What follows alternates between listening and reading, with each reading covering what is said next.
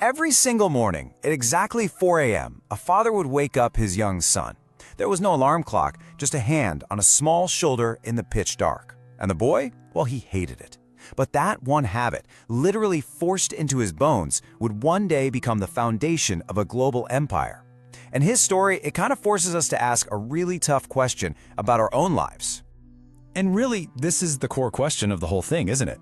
It makes you look at the tough stuff in your life. The struggles, the routines you absolutely despise, and wonder if maybe, just maybe, they're secretly building something powerful inside you. All right, so let's set the scene. Our story kicks off in this tiny, poor farming village somewhere in East Asia. This is a place where a family worked from sunup to sundown, but having a full meal was a luxury they almost never had. This was the world that our main character, this young boy, was born into. And at the absolute center of that world was this one number, 4 o'clock in the morning. And I'm not talking 4:15 or even 4:05, every single day. It didn't matter if it was raining, snowing, or if he was sick. His father woke his 10-year-old son to go work in the fields before the sun had even thought about rising. While all the other kids were sleeping, this boy was already knee-deep in mud, learning a lesson not from a book, but with cold, hard, consistent action. Now, what's really fascinating here is how his parents were teaching the exact same lesson, but in totally different ways. His father's lesson was loud, it was non-negotiable, that was the 4 a.m. wake-up. But his mother's? Her lesson was this quiet, constant hum of activity. Raising silkworms, weaving cloth, working the fields, she just never stopped and she never ever complained. They were really just two sides of the same coin, forging this relentless work ethic deep, deep inside him. But even with all this effort, a really dangerous question starts bubbling up inside him. He's looking at his parents' cracked hands, their exhausted bodies, and he's seeing the meager results. He started to wonder, is hard work alone a lie? Was he missing something? Was there some secret piece to the puzzle he just wasn't seeing? This one question would drive everything he did next. So with that question burning in his mind, he did what any kid in his shoes would do. He tried to get out. And not just once, not twice, but 3 separate times he tried to escape, absolutely convinced there had to be more to life than the backbreaking, unrewarding work on the farm. Man, you can just feel the desperation building with each try.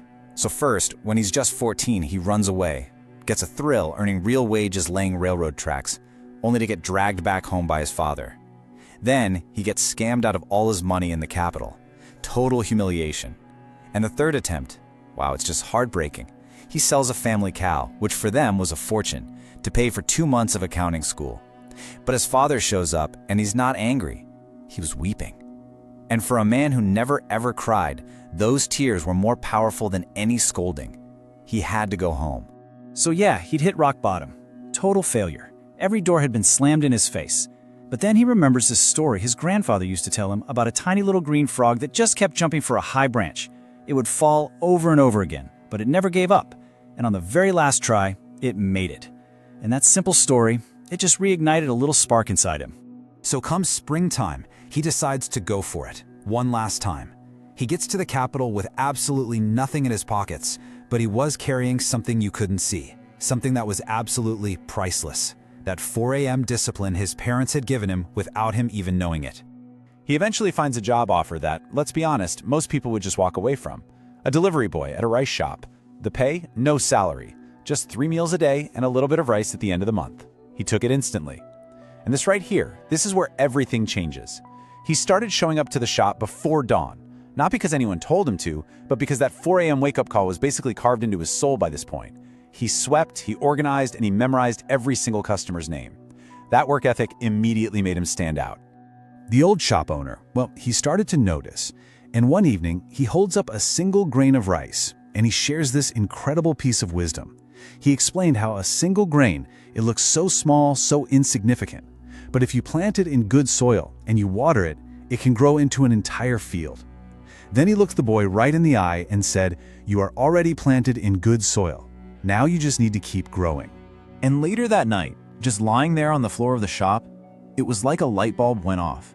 Everything just clicked. All the scattered pieces of his life, his father's wake-up calls, his mother's endless work, those failed escapes, it all suddenly snapped together. The hardship he'd hated his whole life was completely reframed. It had a purpose he had never seen before. For the first time, he saw it all so clearly. His father waking him up at 4 a.m., that wasn't a punishment, that was the planting. His mother's relentless, uncomplaining work, that was the watering. And all those years of hard farm labor he was so desperate to escape, that wasn't wasted time, that was the soil being prepared. He finally understood the incredible value of the inheritance his parents had given him. So now, with this totally new way of looking at things, he didn't just work hard, he started working smart. He began to actively use his inheritance. It was time to start the harvest. You remember that accounting school? The one that made his father cry? Well, he took everything he learned in those 2 months and put it to work. He created ledgers, he started tracking expenses, he calculated margins. For the first time, the old owner could actually see his own business clearly, right there on paper. The boy wasn't just a hard worker anymore. He was a problem solver. And look, this is so important. This was not some overnight success story. For 4 years, he woke up before dawn. For 4 years, he worked through every single season. For 4 years, he never cut a single corner. The shop absolutely thrived. And when the old owner finally decided to retire, he didn't give the shop to his own son, who was reckless. He gave the entire business to the young man who had earned it, grain by grain. And believe it or not, that rice shop was just the beginning.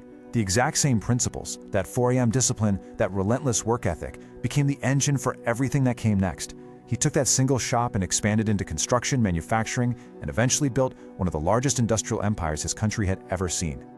So what's the big takeaway here for us? This story pulls back the curtain on a secret to success that most of us completely overlook. It's not about luck, or who you know, or even just raw talent. It's about something much, much deeper. It all comes down to this core idea, something we can call the invisible inheritance. This isn't money or property, it's those powerful habits and character traits that get forged in us through hardship and example. It's the kind of inheritance that you can't buy or sell, it can only be built. And for this man, the founder of this massive empire, it always came back to one thing. If you asked him where his whole global empire began, the answer was always the same. It didn't start with a fancy business plan. It started at 4 in the morning, in a dark village, with a father's hand on a boy's shoulder. So when you really break it down, this story leaves us with 3 huge truths we can actually use. First, discipline is an inheritance you can give yourself. You can always set your own alarm. Second, no honest work is ever a waste. That job you think is meaningless right now might just be preparing your soil. And third, real empires are built on years and years of repetition that nobody ever sees, not on a single moment of genius. And that really brings this whole thing right back home to you. Think about it.